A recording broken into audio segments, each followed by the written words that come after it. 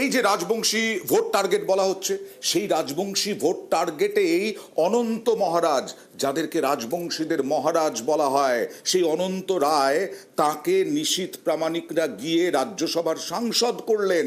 কিন্তু এখন অনন্ত মহারাজ কি বুমেরাং? দেখুন তো। শাসক দল তাদের বক্তব্য যে বিজেপি যে প্রতিশ্রুতি দিয়েছিল রাজবংশীদের নিয়ে, বিভিন্ন উন্নয়নের নিয়ে, সেই সমস্ত প্রতিশ্রুতি তারা একটাও পূরণ করেনি। এটা তো সত্য কথা, এটা তো সত্য কথা। কেন করে না ওইটা তো আমি জানি না। আমাদের কেন্দ্রীয় শাসিত রাজ্য ডিমান্ড নয়, কেন্দ্রীয় শাসিত রাজ্য গঠন করার জন্য গভর্নমেন্টের কমিটমেন্ট। আমরা স্টেট চেয়েছি, ওটা সেই বলছে এখন সংবিধানে ফার্স্ট শিডিউলে নেই, এটা স্টেট গভর্নমেন্ট করবে, সেন্ট্রাল করতে হবে। সেই কথাটাই জনসাধারণ বলতেছে, জনতা যা বলবে সেটা তো করতে হবে।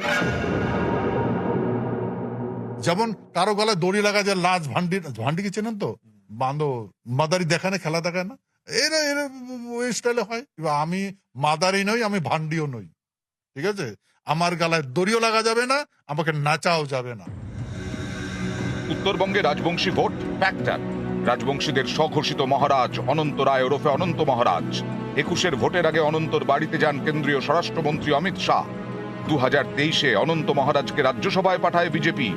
সাংসদ হিসেবে শপথ নিয়েই গ্রেটার কোচবিহারের দাবিতে সুর চড়ান অনন্ত। গ্রেটার কোচবিহার স্টেট দাবি, এটা তো উঠছেই। ওনার করণীয় সেটা গভর্নমেন্টকে করতে হবে, সেই বিষয়ে আমি গভর্নমেন্টের সঙ্গে আলোচনা করব। এর কয়েক মাস পরেই স্বপ্নভঙ্গ। মাননীয় গৃহমন্ত্রীকে জিজ্ঞাসা করেছিলাম এইবার আমাদের ইউটিটা বানিয়ে দেবেন, মাননীয় গৃহমন্ত্রী বলেছে দেখলেন। তো এরপর আর কিছু কথা থাকে নাকি? কালকে ফোন করে আমাকে বললো নৌটি কি ক্যা হো রা হ্যায়, সব ইসকো বন্ধ করওয়াই, ইউটি নিয়ে হোগা। এটা বুঝলাম, আমি বুঝলাম যে ইউটি দিচ্ছে না।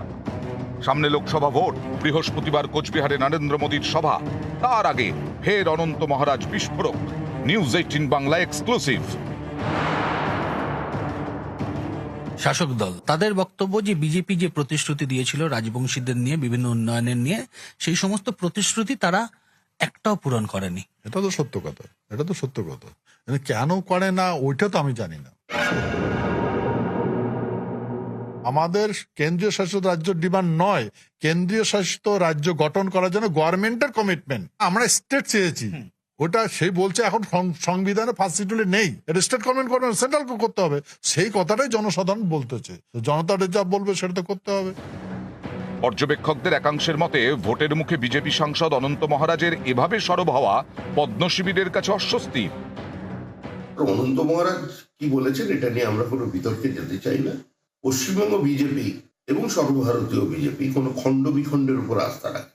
পশ্চিমবঙ্গের বর্তমান ভৌগোলিক সীমারেখাকে অক্ষুণ্ণ রেখেই আমরা এখানে সার্বিক বিকাশের পক্ষে। ক্যামেরায় রাজীব কুমার সিং এর সঙ্গে ভেঙ্কটেশ্বর লাহিড়ী, নিউজ 18 বাংলা।